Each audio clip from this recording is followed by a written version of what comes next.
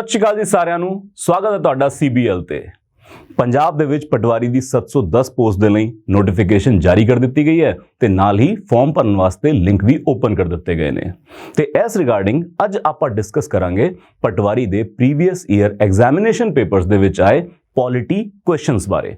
ਕਿਸੇ ਵੀ ਐਗਜ਼ਾਮ ਦੀ ਤਿਆਰੀ ਲਈ ਇਹ ਬਹੁਤ ਅਹਿਮ ਹੁੰਦਾ ਹੈ ਕਿ ਆਪਾਂ ਪ੍ਰੀਵੀਅਸ ਈਅਰ ਕੁਐਸਚਨਸ ਨੂੰ ਚੰਗੀ ਤਰ੍ਹਾਂ ਦੇਖ ਲਈਏ ਤਾਂ ਜੋ ਸਾਨੂੰ ਕੁਐਸਚਨਸ ਦੇ ਟੋਨ ਐਂਡ ਟੈਨੋਰ ਸਮਝ ਆਉਣ, डिफिकल्टी लैवल समझावे ते नाल ही जिहड़ा आपां सिलेबस पढ़दे हां उहदे विचों क्वेश्चन किस तरीके नाल पुछे जांदे ने। तो शुरुआत करदे हां with the very first question of polity that which of the following rights was considered by the heart and soul of the Indian Constitution by Dr. B.R. Ambedkar। तो डॉक्टर बी आर अंबेडकर ने किहड़े fundamental right नू heart and soul of Indian constitution कहा। ये बहुत important question है ते बहुत सारे एग्जाम दे विच मल्टीपल टाइम्स पूछा गया ते अज आपां ये क्वेश्चन याद भी कर लेना that article 32 right to constitutional remedies जिहदे विच सुप्रीम कोर्ट रिट इशू कर सकता है फंडामेंटल राइट नू रीस्टोर करने वास्ते, उस नू कहा गया heart and soul of Indian constitution by doctor B.R. Ambedkar. Next आपां चलदे हां the process of transferring funds from one budget head to another of the same department where there is a need for expenditure is called। ਜਦੋਂ ਕਿਸੇ ਇੱਕ ਮਹਿਕਮੇ ਨੂੰ ministry ਨੂੰ budget allocation ਕੀਤੀ ਗਈ ਹੋਣ ਤਾਂ ਉਹ ਕੋਈ ਹੋਰ ਗ੍ਰਾਂਟ ਨਾ ਮੰਗੇ, ਐਡੀਸ਼ਨਲ ਪੈਸਾ ਨਾ ਮੰਗੇ, ਸਗੋਂ ਇਹ ਕਵੇ ਕਿ ਜੀ ਮੈਨੂੰ ਇੱਕ ਹੈੱਡ ਦਾ ਪੈਸਾ ਦੂਜੇ ਹੈੱਡ ਦੇ ਵਿੱਚ ਵਰਤ ਲੈਣ ਦਿਓ। ਇਸ ਪ੍ਰਕਿਰਿਆ ਨੂੰ ਕੀ ਕਹਿੰਦੇ ਹਾਂ? ਤਾਂ ਇਸ ਪ੍ਰਕਿਰਿਆ ਨੂੰ ਕਿਹਾ ਜਾਂਦਾਗਾ reappropriation. So our answer is C, reappropriation। Then we come to Parliament can legislate on matters listed in the state list। ਜਿਵੇਂ ਕਿ ਆਪਾਂ ਜਾਣਦੇ ਹਾਂ ਸ਼ਡਿਊਲ 7 ਦੇ ਵਿੱਚ 3 ਲਿਸਟ ਨੇ, ਯੂਨੀਅਨ, ਸਟੇਟ ਤੇ ਕਨਕਰੈਂਟ ਲਿਸਟ। ਤੇ ਸਟੇਟ ਲਿਸਟ ਦੇ ਵਿੱਚ ਸਿਰਫ ਸਟੇਟ ਲੈਜਿਸਲੇਚਰ ਹੀ ਲਾਅ ਬਣਾ ਸਕਦਾ ਜਿਹੜੇ ਉਹ ਟੌਪਿਕ ਉੱਥੇ ਦਿੱਤੇ ਗਏ ਨੇ। ਬਟ ਕੁਝ ਖਾਸ ਪ੍ਰੋਵੀਜ਼ਨਸ ਕਨਸਟੀਟਿਊਸ਼ਨ ਦੇ ਵਿੱਚ ਇਦਾਂ ਦੀਆਂ ਨੇ ਜਿੱਥੇ ਪਾਰਲੀਮੈਂਟ ਵੀ ਸਟੇਟ टॉपिक ਦੇ ਉੱਤੇ ਲਾਅ ਬਣਾ ਸਕਦਾ ਹੈ ਤੇ ਉਸ ਦੇ ਮੁਤਾਲਿਕ ਕੁਐਸਚਨ ਹੈ। ਆਪਸ਼ਨ ਦੇਖ ਲੈਂਦੇ ਆ। With prior permission of president, ਨਹੀਂ ਇਦਾਂ ਦੀ ਕੋਈ ਗੱਲ ਨਹੀਂ ਹੈ। Then only after the constitution is amended suitably, नहीं क्योंकि ऑलरेडी प्रोविजंस दित्तियां गई तो अमेंड करन दी इस चीज वास्ते लोड नहीं है। Then in case of inconsistency among state legislature, नहीं इस तरह की भी कोई गल नहीं है। Rather at the request of 2 or more state. Article 252 दे विच लिखिया गया है जे 2 या जो तो वध राज सेंटर नूं ये रिक्वेस्ट करन कि साडे स्टेट टॉपिक ते लॉ बना दो तो पार्लीमेंट उन्हां स्टेट्स वास्ते उस टॉपिक ते लॉ बना सकती है। So our answer is D in this case। Then we come to till what age a child can a woman prisoner keep her child with her in the prison। सो ਇਹਦਾ as per rule ਸਿੱਧਾ answer ਹੈ ਕਿ 6 ਸਾਲਾਂ ਤੱਕ। ਮਤਲਬ ਜੇ ਜੇਲ੍ਹ ਵਿੱਚ ਕੋਈ ਵੀ ਕੈਦੀ ਮਹਿਲਾ ਹੈ ਤੇ ਉਹਦਾ ਨਿੱਕਾ ਨਿਆਣਾ ਹੈ ਤਾਂ ਉਸ ਨਿਆਣੇ ਨੂੰ 6 ਸਾਲ ਦੀ ਉਮਰ ਤੱਕ ਜੇਲ੍ਹ ਦੇ ਵਿੱਚ ਉਹ ਮਹਿਲਾ ਆਪਦੇ ਨਾਲ ਰੱਖ ਸਕਦੀ ਹੈ। Then we come to the power of Supreme Court to decide the dispute between center and state falls under which of the jurisdiction। So ਇਹ ਆਪਾਂ ਯਾਦ ਕਰ ਲਈਏ ਕਿ ਸੈਂਟਰ ਤੇ ਸਟੇਟ ਦਾ ਕੋਈ ਵੀ ਰੌਲਾ ਜਾਂ ਸਟੇਟਸ ਦੇ ਵਿੱਚ ਆਪਸ ਕੋਈ ਵੀ ਰੌਲਾ ਉਹ ਸਿੱਧਾ ਸੁਪਰੀਮ ਕੋਰਟ ਦੇ ਵਿੱਚ ਚੱਲਦਾ ਹੈ। ਹੋਰ ਕਿਸੇ ਕੋਰਟ ਦੇ ਵਿੱਚ ਇਹ ਕੇਸ ਚੱਲ ਹੀ ਨਹੀਂ ਸਕਦਾ ਤੇ ਇਸ ਜੂਰਿਸਡਿਕਸ਼ਨ ਨੂੰ ਕਿਹਾ ਜਾਂਦਾ ਹੈ original jurisdiction of the supreme court under article 131। सो इस तो पहला जिहड़ी बाकी ऑप्शंस ने वो आपां जे देखिए तो एपलेट जुरिसडिक्शन जिहड़े केस हाई कोर्ट तो अपील दे विच सुप्रीम कोर्ट जांदे ने ते एडवाइजरी जुरिसडिक्शन दी गल करिए तो आर्टिकल 143 दे विच प्रेजिडेंट सुप्रीम कोर्ट दी किसी लॉ पॉइंट दे उत्ते या मैटर ऑफ फैक्ट दे उत्ते ओपीनियन सीक कर सकते हैं ते उहनूं कहंदे एडवाइजरी जुरिसडिक्शन ते सेंटर स्टेट दे रौले जांदे ने original jurisdiction under article 131। Next we move to which state topped the urban government index 2020। ਹੁਣ ਉਸ ਵੇਲੇ ਦੇ ਕਰੰਟ ਅਫੇਅਰ ਦੇ ਉੱਤੇ ਇਹ ਕੁਐਸਚਨ ਬੇਸਡ ਹੈ ਤਾਂ ਹੁਣ ਤਾਂ ਦੁਬਾਰਾ ਨਹੀਂ ਪੁੱਛਿਆ ਜਾਊਗਾ ਕਿਉਂਕਿ ਕਰੰਟ ਅਫੇਅਰ ਵੀ ਨਹੀਂ ਰਿਹਾ ਤਾਂ ਉਸ ਵਕਤ ਦਾ ਆਨਸਰ ਸੀਗਾ C, Odisha. then we come to who is the first law officer of government of India। ਹੁਣ ਇਹ ਵੀ ਇੱਕ ਇੰਪੋਰਟੈਂਟ ਕੁਐਸਚਨ ਹੈ, ਬਹੁਤ ਸੌਖਾ ਕੁਐਸਚਨ ਹੈ ਜੇ ਆਪਾਂ ਯਾਦ ਕਰ ਲਈਏ ਔਰ ਇੰਪੋਰਟੈਂਟ ਤਾਂ ਕਹਿ ਰਹੇ ਕਿਉਂਕਿ ਜਿਹੜੇ ਗਰੁੱਪ C ਲੈਵਲ ਦੇ ਜਾਂ ਫਿਰ ਈਵਨ PCS ਲੈਵਲ ਦੇ ਪੇਪਰ ਨੇ ਉਹਨਾਂ ਵਿੱਚ ਮਲਟੀਪਲ ਟਾਈਮਸ ਇਹ ਕੁਐਸਚਨ ਰਿਪੀਟ ਕੀਤਾ ਗਿਆ ਤੇ ਅੱਜ ਆਪਾਂ ਯਾਦ ਕਰ ਲੈਣਾ ਦੈਟ ਜੋ ਫਸਟ ਲਾਅ ਆਫਿਸਰ ਜਾਂ ਹਾਈਐਸਟ ਲਾਅ ਆਫਿਸਰ ਹੈ ਕੰਟਰੀ ਦਾ ਉਹ ਹੁੰਦੇ ਨੇ ਅਟਾਰਨੀ ਜਨਰਲ ਸਾਹਿਬ, attorney general of India. So our answer is D। then we move to ASHA abbreviation denotes to. ASHA दी एब्रीविएशन की है। सो आशा दीदी ਜਿਨ੍ਹਾਂ ਨੂੰ ਆਪਾਂ ਆਮ ਤੌਰ ਤੇ ਪਿੰਡਾਂ ਵਿੱਚ ਜਾਣਦੇ ਹਾਂ, ਤੇ ਪਿੰਡਾਂ ਦੇ ਵਿੱਚ ਮਹਿਲਾਵਾਂ ਦੀ ਸਵਾਸਥ ਨੂੰ ਲੈ ਕੇ ਜਿੰਨੀ ਵੀ ਗਵਰਨਮੈਂਟ ਸਕੀਮਸ ਚੱਲ ਰਹੀਆਂ ਉਹਨਾਂ ਨੂੰ ਇੰਪਲੀਮੈਂਟ ਕਰਨਾ, ਮਹਿਲਾਵਾਂ ਤੱਕ ਪਹੁੰਚਾਉਣਾ, ਇਹਦੇ ਵਿੱਚ ਆਸ਼ਾ ਦਾ ਬਹੁਤ ਵੱਡਾ ਯੋਗਦਾਨ ਹੈ। ਇਹਦੇ ਕਰਕੇ ਹੀ ਜਿਹੜਾ ਇੰਡੀਆ ਦਾ ਇਨਫੈਂਟ ਮੋਰਟੈਲਿਟੀ ਰੇਟ ਹੈ, ਨਾਲ ਹੀ ਮੈਟਰਨਲ ਮੋਰਟੈਲਿਟੀ ਰੇਟ ਹੈ, ਉਹਨੂੰ ਵੀ ਆਪਾਂ ਕਾਬੂ ਕਰਨ ਦੇ ਵਿੱਚ ਕੁਝ ਸਫਲਤਾ ਹਾਸਲ ਕੀਤੀ ਹੈ। ਸੋ ਇਹਦੀ ਫੁੱਲ ਫਾਰਮ ਹੈ accredited social health activist। so our answer will be B। अच्छा, ਆਪਾਂ ਇੱਥੇ ਦੇਖ ਲਈਏ ਕਿ ਕਨਫਿਊਜ਼ ਕਰਨ ਵਾਸਤੇ, ਮਤਲਬ ਇਹ ਟਰਮ ਬਹੁਤ ਜ਼ਿਆਦਾ ਫੇਮਸ ਹੈ ਬਟ ਆਸ਼ਾ ਦੇ ਨਾਮ ਤੋਂ ਫੇਮਸ ਹੈ, ਤਾਂ ਤੁਸੀਂ ਦੇਖੋਗੇ ਕਿ ਆਪਸ਼ਨ ਬਹੁਤ ਕਲੋਜ਼ ਪਾਈਆਂ ਨੇ। ਇਹ ਨਹੀਂ ਹੈ ਕਿ ਬਿਲਕੁਲ ਵੱਖਰੀ ਕੋਈ ਆਪਸ਼ਨ ਪਾਤੀ ਹੈ। ਸੋ ਪਹਿਲੀ ਆਪਸ਼ਨ ਆਪਾਂ ਦੇਖੀਏ association of scientific health activist, ਔਰ ਤੀਜੀ ਆਪਸ਼ਨ ਤਾਂ ਬਹੁਤ ਕਲੋਜ਼ ਹੈ ਜਦੋਂ ਕਹਿੰਦੇ ਨੇ association of social health activist. ਮਤਲਬ ਆ ਤੀਜੀ ਤੇ ਦੂਜੀ ਆਪਸ਼ਨ ਸਿਰਫ ਐਕ੍ਰੈਡਿਟ ਤੇ ਐਸੋਸੀਏਸ਼ਨ ਦਾ ਫਰਕ ਹੈ, ਤਾਂ ਕਈ ਵਾਰੀ ਆਪਸ਼ਨਸ ਬਹੁਤ ਕਲੋਜ਼ ਹੁੰਦੀਆਂ ਨੇ, ਇਹਦਾ ਆਪਾਂ ਧਿਆਨ ਰੱਖਣਾਗਾ। Then we come to which of the following does not qualify for curtailing the freedom of speech and expression under Indian Constitution। Article 19(1)(a) ਦੇ ਵਿੱਚ ਜਿਹੜਾ freedom of speech and expression ਦਿੱਤਾ ਗਿਆ ਹੈ, ਤਾਂ ਨਾਲ ਹੀ ਆਰਟੀਕਲ 19(1) ਦੇ ਕਲੌਜ਼ 2 ਦੇ ਵਿੱਚ ਉਸ freedom of speech and expression ਦੇ ਉੱਤੇ ਰੀਜ਼ਨੇਬਲ ਰਿਸਟ੍ਰਿਕਸ਼ਨਸ ਲਾਉਣ ਦੇ ਗਰਾਊਂਡ ਵੀ ਦਿੱਤੇ ਹੋਏ ਨੇ। ਤਾਂ ਫਿਰ ਆਡ ਵਨ ਆਊਟ ਦਾ ਕੁਐਸਚਨ ਹੈ ਕਿ ਕਿਹੜੇ ਗਰਾਊਂਡ ਤੇ ਕਿਸੇ ਵਿਅਕਤੀ ਦਾ freedom of speech and expression restrict ਨਹੀਂ ਕੀਤਾ ਜਾ ਸਕਦਾ। ਜੇ ਆਪਾਂ ਆਪਸ਼ਨ ਚੈੱਕ ਕਰੀਏ ਤਾਂ ਸਿਕਿਉਰਿਟੀ ਆਫ ਦਾ ਸਟੇਟ ਬਿਲਕੁਲ ਕਰ ਸਕਦੇ ਹਾਂ ਜੀ। ਤੁਹਾਡੀ ਕੋਈ ਵੀ ਇਦਾਂ ਦੀ ਗੱਲ ਜੋ ਸਿਕਿਉਰਿਟੀ ਆਫ ਸਟੇਟ ਦੇ ਖਿਲਾਫ ਹੈ ਉਹਨੂੰ ਬਰਦਾਸ਼ਤ ਨਹੀਂ ਕੀਤਾ ਜਾਊਗਾ, ਉਹਨੂੰ ਸਰਕਾਰ ਕੱਟ ਕਰ ਸਕਦੀ ਹੈ। ਦੈਨ ਆਪਾਂ ਤੀਜੀ ਆਪਸ਼ਨ ਦੇਖੀਏ ਪਬਲਿਕ ਆਰਡਰ, ਡੀਸੈਂਸੀ, ਮੋਰੈਲਿਟੀ, ਆ ਵੀ 19(2) ਦੇ ਵਿੱਚ ਹੈਗਾ ground. Then contempt of court specifically ਲਿਖੇ ਹੋਏ ਨੇ ਇਹ ਸਾਰੇ provision, but demand for autonomy ਇਹ ਗਰਾਊਂਡ ਮੈਂਸ਼ਨ ਨਹੀਂ ਹੈ 19(2) ਦੇ ਵਿੱਚ। So our answer will be B, demand for autonomy ਦੇ ਗਰਾਊਂਡ ਤੇ ਰੀਜ਼ਨੇਬਲ ਰਿਸਟ੍ਰਿਕਸ਼ਨ ਨਹੀਂ ਲਗਾਈ ਜਾ ਸਕਦੀ freedom of speech and expression ਦੇ ਉੱਤੇ। ਨੈਕਸਟ ਕੁਐਸਚਨ ਦੇਖਦੇ ਹਾਂ, when is the international yoga day celebrated। ਤਾਂ ਇਸ ਦਿਨ ਨੂੰ ਤਾਂ ਲੈ ਕੇ ਮੀਡੀਆਜ਼ ਦੇ ਵਿੱਚ ਵੀ ਬਹੁਤ ਸ਼ੋਰ ਸ਼ਰਾਬਾ ਰਹਿੰਦਾ, ਆਪਾਂ ਸਿੱਧਾ ਆਨਸਰ ਅੱਜ ਹੀ ਯਾਦ ਕਰ ਲੈਣਾ। ਸੋ 21 ਜੂਨ ਨੂੰ ਸੈਲੀਬ੍ਰੇਟ ਕੀਤਾ ਜਾਂਦਾ ਹੈ ਇੰਟਰਨੈਸ਼ਨਲ ਯੋਗਾ ਡੇ। ਸੋ ਬਾਕੀ ਆਪਸ਼ਨ ਮਾਰਚ, 21 ਅਪ੍ਰੈਲ, 22, 31 ਮਈ ਇਹ ਆਪਸ਼ਨਸ ਨਹੀਂ ਹੈ, ਆਪਾਂ ਯਾਦ ਕਰ ਲੈਣਾ 21 ਜੂਨ ਨੂੰ ਸੈਲੀਬ੍ਰੇਟ ਕੀਤਾ ਜਾਂਦਾ international yoga day. Then we come to insurance regulatory and development authority is a, ਮਤਲਬ ਇਹ ਬੋਡੀ ਕਿਸ ਤਰ੍ਹਾਂ ਦੀ ਬੋਡੀ ਹੈ? ਇਹ ਸਟੈਟਿਊਟਰੀ ਹੈ, ਨਾਨ ਗਵਰਨਮੈਂਟਲ ਆਰਗੇਨਾਈਜੇਸ਼ਨ ਹੈ, ਇੱਕ NGO ਵਜੋਂ ਕੰਮ ਕਰਦੀ ਹੈ, ਜਾਂ ਇਹ ਕਨਸਟੀਟਿਊਸ਼ਨਲ ਬੋਡੀ ਹੈ ਜਾਂ ਐਡਵਾਈਜ਼ਰੀ ਬੋਡੀ ਹੈ। ਸੋ ਕਨਸਟੀਟਿਊਸ਼ਨਲ ਬੋਡੀ ਉਹ ਜਿਹੜੇ ਕਿ ਕਨਸਟੀਟਿਊਸ਼ਨ ਦੇ ਕਿਸੇ ਆਰਟੀਕਲ ਦੇ ਵਿੱਚ ਡਾਇਰੈਕਟ ਦਿੱਤੀ ਹੋਈ ਹੈ। ਸੋ ਕਨਸਟੀਟਿਊਸ਼ਨ ਦੇ ਵਿੱਚ ਇਹ ਦਿੱਤੀ ਨਹੀਂ ਹੋਈ। ਤੇ ਦੂਜਾ ਰੈਗੂਲੇਟਰੀ ਅਥਾਰਟੀ ਹੈ ਤਾਂ NGO ਵੀ ਨਹੀਂ ਹੈ। So ultimately statutory body is our answer, A is our answer. ਆਪਾਂ ਯਾਦ ਰੱਖਣਾ ਉਹ ਬੋਡੀਜ਼, ਉਹ ਸੰਸਥਾਵਾਂ ਜੋ ਕਿਸੇ ਐਕਟ ਰਾਹੀਂ ਬਣਾਈ ਜਾਂਦੀਆਂ ਨੇ, ਭਾਵੇਂ ਪਾਰਲੀਮੈਂਟ ਨੇ ਐਕਟ ਪਾਸ ਕੀਤਾ ਹੋਵੇ, ਭਾਵੇਂ ਸਟੇਟ ਲੈਜਿਸਲੇਚਰ ਨੇ ਐਕਟ ਪਾਸ ਕੀਤਾ ਹੋਵੇ, ਤਾਂ ਆਪਾਂ ਉਹਨਾਂ ਨੂੰ ਕਹਿੰਦੇ ਸਟੈਟਿਊਟਰੀ ਬੋਡੀ। ਸੋ IRDAI ਐਕਟ ਆਇਆ ਸੀ 1999 ਦੇ ਵਿੱਚ। So it is a statutory body। Then we come to which new definition was included in the Motor Vehicles Amendment Act 2019। so ਇਹ ਵੀ ਉਸ ਵੇਲੇ ਦੇ ਕਰੰਟ ਅਫੇਅਰ ਦੇ ਉੱਤੇ ਬੇਸਡ ਕੁਐਸਚਨ ਹੈ ਤੇ our answer is aggregator, B is our answer। then we move to in India collegium system was first introduced in relation to which organization। so executive ਵਾਸਤੇ ਆਇਆ ਸੀਗਾ, legislature ਵਾਸਤੇ ਆਇਆ ਸੀ, judiciary ਵਾਸਤੇ ਜਾਂ union ਸਟੇਟ ਰਿਲੇਸ਼ਨਸ ਵਾਸਤੇ ਆਇਆ ਸੀਗਾ। ਸੋ ਆਪਾਂ ਯਾਦ ਕਰ ਲਈਏ ਕਿ 1993 ਦੇ ਵਿੱਚ ਇਸਕਾਰਾ versus Union of India case ਦੇ ਵਿੱਚ ਕੋਲੀਜੀਅਮ ਸਿਸਟਮ ਨੂੰ ਲਾਗੂ ਕੀਤਾ ਗਿਆ ਸੀਗਾ ਹਾਈ ਕੋਰਟ ਤੇ ਸੁਪਰੀਮ ਕੋਰਟ ਦੇ ਵਿੱਚ ਜੱਜਸ ਨੂੰ ਅਪਾਇੰਟ ਕਰਨ ਵਾਸਤੇ ਜਾਂ ਸਿਲੈਕਟ ਕਰਨ ਵਾਸਤੇ। So our answer is C, judiciary. ਤੇ ਅੱਜ ਤੱਕ ਉਹੀ ਕੋਲੀਜੀਅਮ ਕੰਮ ਕਰ ਰਿਹਾ ਹੈ। Now we come to which of the following pairs, ਕਿਹੜਾ ਪੇਅਰ ਸਟੇਟ ਤੇ ਡੇਟ ਆਫ ਫਾਰਮੇਸ਼ਨ ਦੇ ਨਾਲ is correctly match। ਸੋ ਹਰਿਆਣਾ 1 ਨਵੰਬਰ 1966, ਤੇਲੰਗਾਨਾ 15 ਅਗਸਤ 2014, ਮਿਜ਼ੋਰਮ 25 ਜੂਨ 1986 ਤੇ ਛੱਤੀਸਗੜ੍ਹ 20 ਨਵੰਬਰ 2000 ਨੂੰ। ਸੇ ਜੇ ਆਪਾਂ ਪੰਜਾਬ ਦੇ ਵਿੱਚ ਰਹਿੰਦੇ ਹਾਂ ਤਾਂ ਆ ਤਾਂ ਬਹੁਤ ਕਾਮਨਲੀ ਜੀਕੇ ਦਾ ਇੱਕ ਕੁਐਸਚਨ ਆਪਾਂ ਨੂੰ ਸਕੂਲਾਂ 'ਚ ਵੀ ਪੜ੍ਹਾਇਆ ਗਿਆਗਾ ਕਿ 1 ਨਵੰਬਰ 1966 ਨੂੰ ਸ਼ਾਹ ਕਮਿਸ਼ਨ ਦੀ ਰਿਪੋਰਟ ਤੇ ਪੰਜਾਬ ਦੀ ਵੰਡ ਕੀਤੀ ਗਈ ਸੀ, ਤਾਂ ਹੀ ਹਰਿਆਣਾ ਸਿਰਜਿਆ ਗਿਆਗਾ। So our answer is A, Haryana.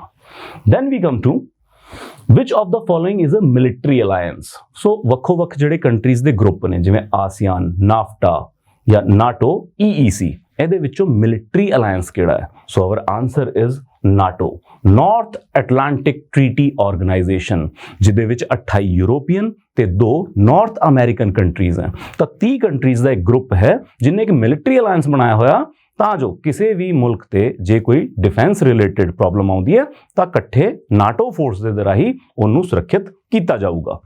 Then we come to English is the official language of which state or UT?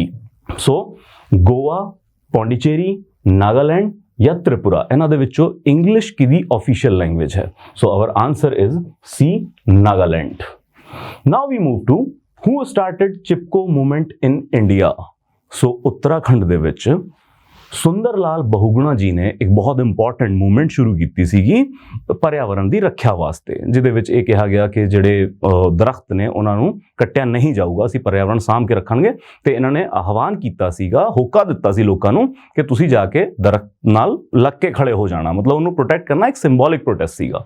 ਸੋ ਇਹਦੇ ਵਿੱਚ our answer is B, Sunder Lal Bahuguna. Then we come to who was the first president of Indian National Congress?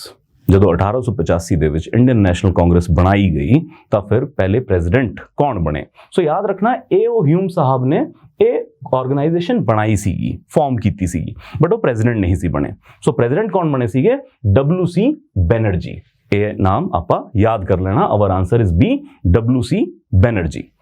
Now we come to which party Kartar Singh Sarabha belong to? India ਦੇ ਪੰਜਾਬ ਤੋਂ belong ਕਰਨ ਵਾਲੇ ਕਰਤਾਰ ਸਿੰਘ ਸਰਾਭਾ ਜਿਹੜੇ ਅਰਲੀਐਸਟ revolutionary ਹੋਏ ਅੰਗਰੇਜ਼ਾਂ ਦੇ ਖਿਲਾਫ, ਉਹਨਾਂ ਵਿੱਚੋਂ ਇੱਕ ਬਹੁਤ ਇੰਪੋਰਟੈਂਟ ਨਾਮ। ਤਾਂ ਕਿਹੜੀ ਪਾਰਟੀ ਨੂੰ ਬਿਲੋਂਗ ਕਰਦੇ ਸੀਗੇ? So our options are a communist party, ਜਾਂ ਇੰਡੀਅਨ ਨੈਸ਼ਨਲ ਕਾਂਗਰਸ, ਜਾਂ ਸ਼੍ਰੋਮਣੀ ਅਕਾਲੀ ਦਲ, ਜਾਂ ਫਿਰ ਗਦਰ ਪਾਰਟੀ। ਸੋ ਆਪਾਂ ਕਈ ਵਾਰੀ ਇਹ ਨਾਮ ਯੂਜ਼ ਵੀ ਕਰਦੇ ਗਦਰੀ ਬਾਬੇ, ਤੇ ਉਹਨਾਂ ਦੇ ਵਿੱਚੋਂ ਇੱਕ ਸੀਗੇ Kartar Singh Sarabha. It belonged to Gadar Party of India, or we say Gadar Party. Then we come to which of the following is not a salient feature of the new landmark legislation for candidates contesting the Panchayati Raj institution passed by Haryana Assembly recently? So ਉਸ ਦੌਰ ਦੇ ਵਿੱਚ ਇਹ ਵੀ ਹੋ ਗਿਆ ਪੁਰਾਣਾ question, ਕਿਉਂਕਿ previous year ਹੈ, ਬਟ ਉਦੋਂ ਕਰੰਟ ਅਫੇਅਰ ਦੇ ਵਿੱਚ ਸੀਗਾ ਤੇ ਹਰਿਆਣਾ ਨੇ ਆਪਦੇ ਪੰਚਾਇਤੀ ਰਾਜ ਐਕਟ ਨੂੰ ਅਮੈਂਡ ਕੀਤਾ ਸੀਗਾ। ਉਹਦੇ ਵਿੱਚ ਪੰਚਾਇਤੀ ਇਲੈਕਸ਼ਨ ਲੜਨ ਦੇ ਲਈ ਕੁਝ ਐਕਸਟਰਾ ਕੁਆਲੀਫਿਕੇਸ਼ਨਸ ਐਡ ਕਰ ਦਿੱਤੀਆਂ ਸੀਗੀਆਂ। ਤਾਂ ਇਹ ਪੁੱਛ ਰਿਹਾ ਹੈਗਾ ਕਿ ਕਿਹੜਾ ਜਿਹੜਾ ਇਹਨਾਂ ਆਪਸ਼ਨਸ ਦੇ ਵਿੱਚੋਂ ਕਿਹੜੀ ਉਹ ਕੁਆਲੀਫਿਕੇਸ਼ਨ ਨਹੀਂ ਹੈ, ਨॉट ਤੇ ਫੋਕਸ ਕਰਨਾ ਆਪਾਂ। ਸੋ ਪਹਿਲੀ ਆਪਸ਼ਨ ਹੈ The bill fixed matriculation as essential qualification for general category candidates। 10ਵੀਂ ਪਾਸ ਹੋਣਾ ਚਾਹੀਦਾ ਇਲੈਕਸ਼ਨ ਲੜਨ ਵਾਸਤੇ ਜਨਰਲ ਕੈਟੇਗਰੀ ਵਿੱਚ। तो yes, ਇਹ ਕੁਆਲੀਫਿਕੇਸ਼ਨ ਸੀਗੀ। Minimum qualification for women in general and SC candidates will be middle standards, ਇਹ ਵੀ ਸੀਗੀ। Then defaulters of electricity bills and cooperative loans and charge sheeted persons for offence punishable and imprisonment of not less than 10 years will be debarred from contesting the elections। जी हाँ, ਇਹ qualification भी add कर ਦਿੱਤੀ ਗਈ ਸੀਗੀ। ਤਾਂ ਫਿਰ ਤਾਂ D ਹੀ ਬਚ ਰਿਹਾ, obviously ਆਪਣਾ ਆਨਸਰ ਉਹੀ ਹੋਊਗਾ। ਇੱਕ ਵਾਰੀ ਦੇਖ ਲੈਂਦੇ ਆ that 25% of the total seats will be reserved for the candidates living below poverty line। ਇਹ EWS ਵਰਗਾ ਜਾਂ ਫਿਰ below poverty line ਵਰਗਾ ਐਵੇਂ ਦਾ ਕੋਈ clause ਨਹੀਂ ਸੀ। Our answer is D in this case। Now we move to next question। The new chief secretary of state of Jammu and Kashmir is? Option ने श्री राजेंद्र भार्गव, श्री अमित सूरी, मोहम्मद गौस खान, या फिर श्री ब्रिज राज शर्मा। सो ये भी उस वेले दे करंट अफेयर दे उत्ते बेस्ड क्वेश्चन है। So our answer is D, Shri Brij Raj Sharma. Then we move to The 13th National Inter-District Athletic Championship was held at? कित्थे हुई 13वीं National Inter-District Athletic Championship? So ਇਹ ਵੀ ਉਸ ਵੇਲੇ ਦੇ ਕਰੰਟ ਅਫੇਅਰ ਦੇ ਉੱਤੇ ਬੇਸਡ ਕੁਐਸਚਨ ਹੈ। ਸੋ ਆਪਾਂ ਜੇ ਗੱਲ ਕਰੀਏ ਕਿ ਕਰੰਟ ਅਫੇਅਰ ਦੇ ਵਿੱਚੋਂ ਵੀ ਕੁਐਸਚਨ ਆ ਰਹੇ ਨੇ, ਜਿਵੇਂ ਕਿ ਇੰਪੋਰਟੈਂਟ ਅਪਾਇੰਟਮੈਂਟਸ ਕਿਹੜੀਆਂ ਹੋਈਆਂ ਨੇ, ਜਾਂ ਫਿਰ ਉਸ ਦੇ ਆਸ-ਪਾਸ ਕੋਈ ਇੰਪੋਰਟੈਂਟ ਡੇ ਜੋ ਆਪਾਂ ਸੈਲੀਬ੍ਰੇਟ ਕਰਦੇ ਹੋਈਏ, ਜਾਂ ਫਿਰ ਕੋਈ ਇੰਪੋਰਟੈਂਟ ਇਵੈਂਟ ਕਿੱਥੇ ਹੋ ਰਿਹਾ ਹੈ। ਜਿਵੇਂ ਜੇ ਆਪਾਂ ਇਸ ਦੇ ਆਨਸਰ ਦੀ ਗੱਲ ਕਰੀਏ, ਸੋ ਉਸ ਵੇਲੇ ਇਹ ਜਿਹੜੀ ਇੰਟਰ ਡਿਸਟ੍ਰਿਕਟ ਐਥਲੈਟਿਕ ਚੈਂਪੀਅਨਸ਼ਿਪ ਹੋਈ ਸੀ, ਇਹ ਹੋਈ ਸੀ ਵਿਸ਼ਾਖਾਪਤਨਮ ਇੰਡੀਆ ਦੇ ਵਿੱਚ, ਜੋ ਆਪਣੀ ਆਪਸ਼ਨ ਏ ਬਣਦੀ ਹੈ। ਤਾਂ ਇਸ ਤੋਂ ਰਿਲੇਟਡ ਕੁਐਸਚਨ ਹੁਣ ਕੀ ਹੋ ਸਕਦੇ ਨੇ, ਜਿਵੇਂ ਹਾਲ ਫਿਲਹਾਲ ਦੇ ਵਿੱਚ 5th ਜਿਹੜੇ ਖੇਲੋ ਇੰਡੀਆ ਯੂਥ ਗੇਮਸ ਨੇ ਉਹ ਹੋਲਡ ਕਰਾਏ ਗਏ ਨੇ ਮੱਧ ਪ੍ਰਦੇਸ਼ ਦੇ ਵਿੱਚ। ਸੋ ਇਸ ਤਰੀਕੇ ਦੇ ਰਿਲੇਟਡ ਕੁਐਸਚਨ ਆਪਾਂ ਤਿਆਰ ਕਰ ਲੈਣੇ ਆ ਜਿਹੜੇ ਹੁਣ ਕਰੰਟ ਅਫੇਅਰ ਦੇ ਵਿੱਚ ਨੇ। ਨਾਲ ਆਪਾਂ ਅੱਗੇ ਚੱਲੀਏ ਤਾਂ ਵਿਚ of the following community ਡੈਜ਼ਿਗਨੇਟਡ as OBC in 2007 is according to its memorandum recently submitted to the governor O.P. Kohli ready to give up its reservation quota if the caste based reservation system is scrapped। ਸੋ ਕਿੰਨੇ ਕਿਹਾ ਜੇ caste base system ਜਿਹੜਾ ਆਪਣਾ ਚੱਲ ਰਿਹਾ caste base reservation system ਚੱਲ ਰਿਹਾ ਜੇ ਇਹਨੂੰ ਸਕ੍ਰੈਪ ਕਰੋਗੇ ਤਾਂ ਅਸੀਂ ਤਿਆਰ ਹਾਂ ਕਿ ਅਸੀਂ ਇਹ ਕਲੇਮ ਛੱਡ ਦੇਵਾਂਗੇ।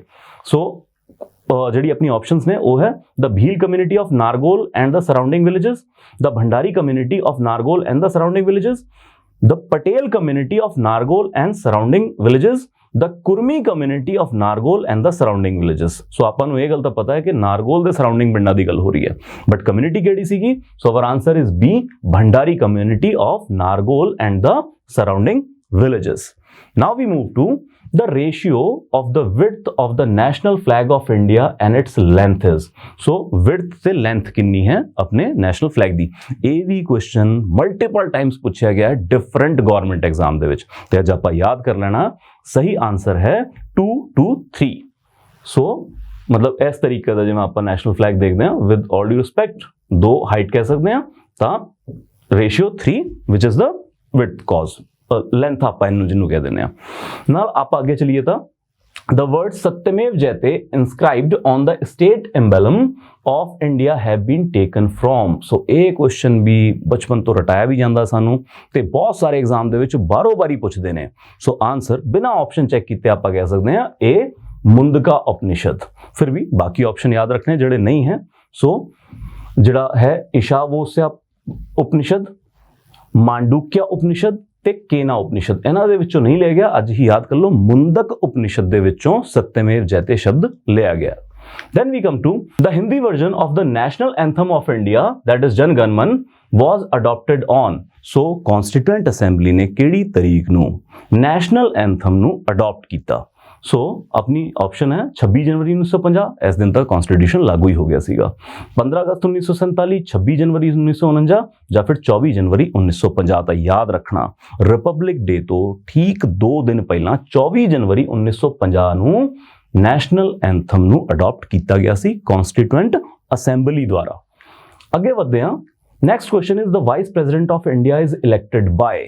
ਸੋ ਵਾਈਸ ਪ੍ਰੈਜ਼ੀਡੈਂਟ ਜਿਹੜੇ ਹੈਗੇ ਨੇ ਉਹ ਇੱਕ ਇਲੈਕਟੋਰਲ ਕਾਲਜ ਇਲੈਕਟ ਕਰਦਾ ਜਿਹਦੇ ਵਿੱਚ ਲੋਕ ਸਭਾ ਤੇ ਰਾਜ ਸਭਾ ਦੇ ਸਾਰੇ MP ਵੋਟ ਪਾਉਣ ਦੇ ਹੱਕਦਾਰ ਹੁੰਦੇ ਨੇ। ਆਪਾਂ ਆਪਸ਼ਨ ਰਾਹੀਂ ਦੇਖ ਲੈਂਦੇ ਹਾਂ। So members of an electoral college consisting of both houses of parliament in accordance with the system of proportional representation by means of single transferable vote। ਸੋ ਇਸ ਚੀਜ਼ ਨੂੰ ਯਾਦ ਕਰ ਲੈਣਾਗਾ ਜਿਹੜਾ ਇਲੈਕਸ਼ਨ ਹੈ ਵਾਈਸ ਪ੍ਰੈਜ਼ੀਡੈਂਟ ਦਾ ਉਹ ਡਾਇਰੈਕਟ ਇਲੈਕਸ਼ਨ ਨਹੀਂ ਹੁੰਦਾ। ਸੋ ਲੋਕੀ ਜਿਹੜੇ ਵੋਟਰ ਨੇ ਆਮ ਇਹ ਵੋਟ ਨਹੀਂ ਕਰਦੇ, ਇੱਕ ਇਲੈਕਟੋਰਲ ਕਾਲਜ ਵੋਟ ਕਰਦਾ ਤੇ ਫਰਦਰ ਪ੍ਰੋਪੋਰਸ਼ਨਲ ਰਿਪਰੈਜ਼ੈਂਟੇਸ਼ਨ ਤੇ ਸਿੰਗਲ ਟ੍ਰਾਂਸਫਰੇਬਲ ਵੋਟ ਦਾ ਸਿਸਟਮ ਵੀ ਉੱਥੇ ਲਾਗੂ ਕੀਤਾ ਜਾਂਦਾ। ਸੋ ਇਸ ਪੱਖੋਂ ਤਾਂ our answer is A already. ਔਰ ਜਿਹੜੇ ਬਾਕੀ ਨੇ options ਆਪਾਂ ਇੱਕ ਵਾਰੀ ਦੇਖ ਲੈਂਦੇ ਆ। that is member of an electoral college consisting of the members of state assembly ਨਾ state assembly MLA ਦਾ ਕੋਈ ਰੋਲ ਨਹੀਂ ਹੈਗਾ। then members of an electoral college consisting of the members of lower house of the parliament। क्या सिर्फ लोक सभा वाले vote कर देने? नहीं जी, राज सभा वाले भी वोट करेंगे। ਤੇ members of an electoral college consisting of members of the upper house of parliament। क्या सिर्फ राज सभा वाले वोट करते हैं? ਆਪਾਂ ਪਹਿਲਾਂ ਹੀ ਗੱਲ ਕੀਤੀ ਹੈ ਲੋਕ ਸਭਾ ਤੇ ਰਾਜ ਸਭਾ ਦੋਨਾਂ ਦੇ MP ਵੋਟ ਕਰਦੇ ਨੇ। ਸੋ ਇਹ ਆਪਸ਼ਨ ਵੀ ਨਹੀਂ ਹੈ। Our answer is A, members of electoral college consisting of both houses of parliament, Lok Sabha te Raj Sabha, in accordance with the system of proportional representation and by means of single transferable vote। Next question, the union executive of the government of India is consist of। Union executive ਦੇ ਵਿੱਚ ਕਿਹੜੀ authority ਸ਼ਾਮਿਲ ਹੈ? Option ਦੇਖ ਲੈਂਦੇ ਹਾਂ। A, the president and the council of ministers with the prime minister as head to aid and advise the prime minister, the president। so A option comparatively ठीक है, but की और भी अथॉरिटी है कि किते ये अधूरी स्टेटमेंट तो नहीं है। so the president, the vice president and council of ministers with the prime minister as the head to aid and advise the president। AV option comparatively ठीक है। then the prime minister and his council of minister to aid and advise the president। AV comparatively ठीक है। the president and the vice president and chief justice of supreme court of India. So ਇਹਨਾਂ ਦੇ ਵਿੱਚੋਂ ਇਹ ਤਾਂ ਬਿਲਕੁਲ ਹੀ ਗਲਤ ਹੈ, ਡੀ, ਕਿਉਂਕਿ ਚੀਫ ਜਸਟਿਸ ਐਗਜ਼ੀਕਿਊਟਿਵ ਦਾ ਪਾਰਟ ਨਹੀਂ ਹੈਗੇ ਨੇ। ਹੁਣ ਜੇ ਆਪਾਂ ਬਾਕੀ ਆਪਸ਼ਨਸ ਦੀ ਗੱਲ ਕਰੀਏ ਤਾਂ ਸਾਰੀ ਅਥਾਰਟੀਜ਼ ਰੈਪਲੀਕੇਟੇਬਲੀ ਤੁਹਾਨੂੰ ਇੱਥੇ ਮਿਲ ਰਹੀ ਹੈ। ਕਈ ਕੁਐਸਚਨਸ ਮੈਂ ਕਹਿਣਾ ਇਹ ਚਾਹੁੰਦਾ ਇਦਾਂ ਦੇ ਹੁੰਦੇ ਨੇ ਕਿ ਸਟੇਟਮੈਂਟਸ ਇੱਕ ਤੋਂ ਵੱਧ ਵੀ ਟਰੂ ਹੁੰਦੀਆਂ ਨੇ, ਬਟ ਆਪਾਂ ਨੂੰ ਮੋਸਟ ਸੁਟੇਬਲ ਆਨਸਰ ਦੇਣਾ ਹੁੰਦਾ। ਤਾਂ ਜੇ ਆਪਾਂ ਕਾਉਂਸਲ ਆਫ ਮਿਨਿਸਟਰ ਦੇ ਨਾਲ ਯੂਨੀਅਨ ਐਗਜ਼ੀਕਿਊਟਿਵ ਦਾ ਪੂਰਾ ਬਿਊਰਾ ਦੇਖੀਏ ਤਾਂ ਯੂਨੀਅਨ ਐਗਜ਼ੀਕਿਊਟਿਵ ਦੇ ਵਿੱਚ ਆਉਂਦੇ ਨੇ president Sahib, vice president Sahib, council of minister, prime minister ਤੇ ਅਟਾਰਨੀ ਜਨਰਲ ਆਫ ਇੰਡੀਆ ਵੀ ਆਉਂਦੇ ਨੇ। ਸੋ ਆਪਾਂ ਇਹ ਦੇਖਣਾ ਕਿ ਵੱਧ ਤੋਂ ਵੱਧ ਅਥਾਰਟੀ ਕਿਹੜੀ ਸਟੇਟਮੈਂਟਸ ਦਿੱਤੀ ਹੋਈਆਂ ਨੇ। ਸੋ ਆਪਾਂ ਜੇ B ਦੇਖੀਏ ਇਹਦੇ ਵਿੱਚ ਸਭ ਤੋਂ ਵੱਧ ਅਥਾਰਟੀਜ਼ ਕਨਕਲੂਡ ਕਰਕੇ ਦੱਸੀਆਂ ਗਈਆਂ ਨੇ ਸਟੇਟਮੈਂਟ ਦੇ ਵਿੱਚ। So it goes like the president, the vice president and council of ministers with the prime minister as the head to aid and advise the president. So accordingly our answer will be B in this particular question. Now we move to the ex officio chairman of civil service board in India is, civil service board da chairman kaun hunda? So our answer is the union cabinet secretary. So our answer is A in this particular case. So ਆਪਾਂ ਜੇ ਇਹ ਸਾਰੇ questions ਨੂੰ ਦੇਖੀਏ ਤਾਂ ਜੇ ਮੈਂ analyse ਕਰਾਂ difficulty level, so simple to moderate level ਦੇ ਕੁਐਸਚਨ ਪੁੱਛੇ ਜਾ ਰਹੇ ਨੇ। ਮਤਲਬ ਕਿ ਮੋਡਰੇਟ ਟੂ ਡਿਫਿਕਲਟ ਲੈਵਲ ਦੇ ਕੁਐਸਚਨ ਵੀ ਨਹੀਂ ਹਨ। ਜ਼ਿਆਦਾਤਰ ਮੈਜੋਰਿਟੀ ਆਫ ਕੁਐਸਚਨਸ ਜ਼ਿਆਦਾ ਸਿੰਪਲ ਸੌਖੇ ਨੇ ਜਿਹੜੇ ਰਿਪੀਟਡਲੀ ਪੁੱਛੇ ਜਾਂਦੇ ਨੇ ਐਗਜ਼ਾਮਸ ਦੇ ਵਿੱਚ। ਤੇ ਉਸ ਤੋਂ ਅਲੱਗ ਜੇ ਆਪਾਂ ਕੁਐਸਚਨ ਦੇਖੀਏ ਤਾਂ ਇੱਕ ਵਧੀਆ ਤਿਆਰੀ ਨਾਲ ਸਿੰਪਲ ਤੇ ਮੋਡਰੇਟ ਲੈਵਲ ਦੇ ਕੁਐਸਚਨਸ ਨੂੰ ਜੇ ਆਪਾਂ ਪ੍ਰੈਕਟਿਸ ਕਰਨ ਦੀ ਕੋਸ਼ਿਸ਼ ਕਰੀਏ ਤਾਂ ਇਹ ਐਗਜ਼ਾਮ ਈਜ਼ੀਲੀ ਹੱਲ ਹੋ ਸਕਦਾਗਾ। ਤੇ ਨਾਲ ਹੀ ਮੈਂ ਇਹ ਵੀ ਦੱਸਣਾ ਚਾਹੁੰਦਾ ਕਿ CBL ਤੇ ਡੈਡੀਕੇਟਡ ਕੋਰਸ ਪਟਵਾਰੀ ਦੀ ਰਿਕਰੂਟਮੈਂਟ ਐਗਜ਼ਾਮ ਵਾਸਤੇ 8 ਮਾਰਚ ਤੋਂ ਸ਼ੁਰੂ ਹੋ ਰਿਹਾ ਹੈ। ਇਸ ਕੋਰਸ ਨੂੰ ਜੁਆਇਨ ਕਰਨ ਵਾਸਤੇ ਜਾਂ ਇਹਦੇ ਬਾਰੇ ਹੋਰ ਜਾਣਕਾਰੀ ਹਾਸਲ ਕਰਨ ਵਾਸਤੇ ਤੁਸੀਂ ਇਸ ਵੀਡੀਓ ਦੇ ਨਾਲ ਦਿੱਤੇ ਗਏ ਨੰਬਰ ਤੇ ਸਾਨੂੰ ਕੰਟੈਕਟ ਕਰ ਸਕਦੇ ਹੋ। All the very best. Thank you so much.